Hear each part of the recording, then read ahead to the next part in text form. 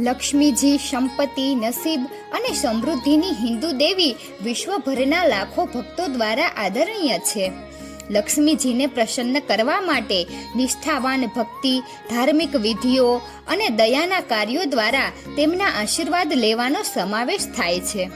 લક્ષ્મીજીને પ્રસન્ન કરવા અને તેમની દેવી કૃપા અને વિપુલતાને તમારા જીવનમાં આકર્ષિત કરવાની કેટલીક રીતો છે. પૂજા અને પ્રાર્થના. તમારા દિવસની શરૂઆત લક્ષ્મીજીને સમર્પિત પ્રાર્થના સાથે કરો. તમારા જીવનમાં સંપત્તિ અને વિપુલતાના આશીર્વાદ માટે કૃતજ્ઞતા વ્યક્ત કરો. લક્ષ્મીજીને સમર્પિત પવિત્ર સ્ત્રોતો અને મંત્રોનો પાઠ કરો, જેમ કે લક્ષ્મી ગાયત્રી મંત્ર અથવા શ્રી સુક્તમ. ભક્તિ અને ઈમાનદારી સાથે દૈનિક પૂજા વિધિ દરમિયાન લક્ષ્મીની મૂર્તિ અથવા મૂર્તિને ફૂલ, ધૂપ અને દીવા અર્પણ કરો. તેમની હાજરી અને આશીર્વાદ માટે વિનંતી કરો. ધાર્મિક વિધિઓ અને પૂજાઓ કરો. શુક્રવાર, દિવાળીના તહેવાર અથવા કાર્તિકના હિન્દુ મહિના દરમિયાન લક્ષ્મીજીને સમર્પિત વિશેષ વિધિઓ અને પૂજાઓ કરો.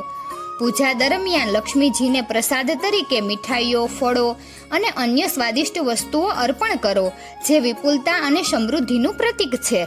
આદર અને ભક્તિના સંકેત તરીકે લક્ષ્મીજીની મૂર્તિ અથવા છબીની સામે કપૂર અથવા ઘીનો દીવો પ્રગટાવો.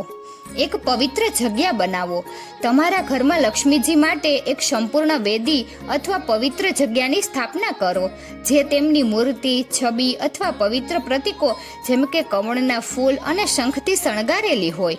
દેવીને સ્વચ્છ, વ્યવસ્થિત અને તાજા ફૂલો, રંગબેરંગી કપડાં અને સંપત્તિ અને સમૃદ્ધિ સાથે સંકળાયેલી અન્ય શુભ વસ્તુઓથી સુશોભિત રાખો. દાન અને ઉદારતા. લક્ષ્મીજીને પ્રસન્ન કરવાના માર્ગ તરીકે અન્યો પ્રત્યે દાન, કરુણા અને ઉદારતાના કાર્યોનો અભ્યાસ કરો. સેવાભાવી સંસ્થાઓને દાન આપો, ભૂખ્યાને ભોજન આપો અને જરૂરિયાતમંદોને મદદ કરો. મુશ્કેલીઓનો સામનો કરી રહેલા વ્યક્તિઓ અથવા પરિવારોને ખોરાક, વસ્ત્રો અથવા નાણાકીય સહાય પ્રદાન કરો, જેનાથી લક્ષ્મીજીના વિપુલતા અને સમૃદ્ધિના આશીર્વાદ ફેલાવો. સ્વચ્છતા અને વ્યવસ્થા જાળવો. સકારાત્મક ઉર્જા અને વિપુલતાને આકર્ષવા માટે તમારું ઘર, કાર્યસ્થળ અને આજુબાજુને સ્વચ્છ અને વ્યવસ્થિત રાખો. નિયમિતપણે ફ્લોર સાફ કરો અને મોપ કરો. બારીઓ અને દરવાજા સાફ કરો અને રહેવાની જગ્યામાંથી કોઈ પણ સ્થિર અને નકારાત્મક ઉર્જા દૂર કરો. સકારાત્મક ગુણો કેળવો. તમારા વિચારો, શબ્દો અને કાર્યોમાં નમ્રતા, કૃતજ્ઞતા, પ્રમાણિકતા અને કરુણા જેવા ગુણો કેળવો. તમારા પ્રયત્નોમાં સ્વશિસ્ત, દ્રઢતા અને સખત મહેનતનો અભ્યાસ કરો, જેથી તમારી જાતને લક્ષ્મીજીની સમૃદ્ધિ અને સફળતાની ઉર્જા સાથે સંરેખિત કરો. લક્ષ્મી સ્ત્રોતો અને સૂક્તોનો પાઠ કરો. લક્ષ્મીજીને સમર્પિત પવિત્ર ગ્રંથો અને સ્ત્રોતોનો પાઠ કરો, જેમ કે લક્ષ્મી સહસ્ત્ર નામ સ્ત્રોતમ અથવા અષ્ટલક્ષ્મી સ્ત્રોતમ. ભક્તિ અને આદર સાથે આ સ્ત્રોતોનો નિયમિત જાપ કરવાથી લક્ષ્મીજીના આશીર્વાદ મળી શકે છે અને તમારા જીવનમાં ધન, વિપુલતા અને સમૃદ્ધિને આકર્ષિત કરી શકાય છે. વડીલો અને ગુરુઓ પાસેથી આશીર્વાદ મેળવો.